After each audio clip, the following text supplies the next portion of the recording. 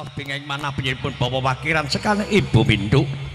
Teman mboten pawi matur piyambak ngarsa juga sami nyuwun kari sanget mboten panjenenganipun Bapak Surata Mudin. Kula dhak kejegah saking Palenggan tumuju sasana Pandiyawara saperlu ngaturaken pambagioarja. Assalamualaikum warahmatullahi wabarakatuh. Waalaikumsalam warahmatullahi wabarakatuh. Bismillahirrahmanirrahim. Alhamdulillahirabbil alamin. Wassalatu wassalamu ala asyrafil anbiya'il mursalin wa ala alihi wa sahbihi ajmain. La haula wala quwata illa billahil aliyyil azim. Amma ba'd. Hadratul mutahharamin dumateng para alim para ulama ingkang tansah kula takzimaken. Dumateng pangemban praja menggahipun dumateng Bapak Kasun, Bapak RT RW ingkang kula hormati, dumateng para sesepuh bini sepuh, paine sepuh, aji sepuh ingkang panemah wawas plada ing pitutur ingkang tansah kula hormati, dumateng Bapak Ibu kakung saha putri ingkang tansah kula hormati.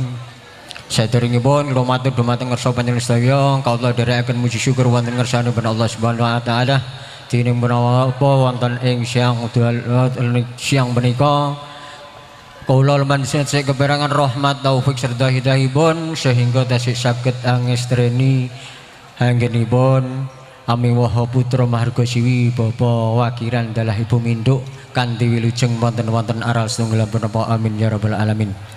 Salawat ugi salam mugi tansah kunjuk dumateng junjungan kita Nabi Agung Muhammad sallallahu alaihi wasallam ingkang tansah kita ajeng-ajeng syafaat menjadi yaumil qiyamah.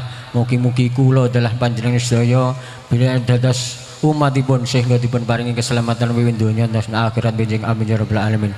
Dumateng kakung saha putri, dumateng tamu sedaya ingkang kula hormati, kawula minangka telengipun Bapak Wakiran nyuwun pangapunten sugeng lenggah sugeng ngrahapi menapa yang sampun dipun sawisaken dening para karang taruna.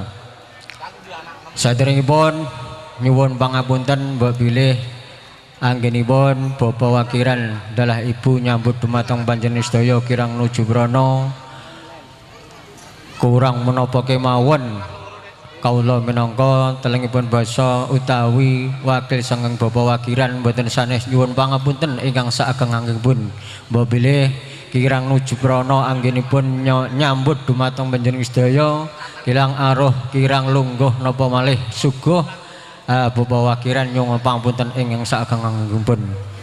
Sajanipun sampun dangu anggenipun ngrakit utawi persiapan sejatosipun tapi ngantos wonten ing kesiangan kula wonten ing siang punika wekdalipun nggih tasik wonten kekiranganipun.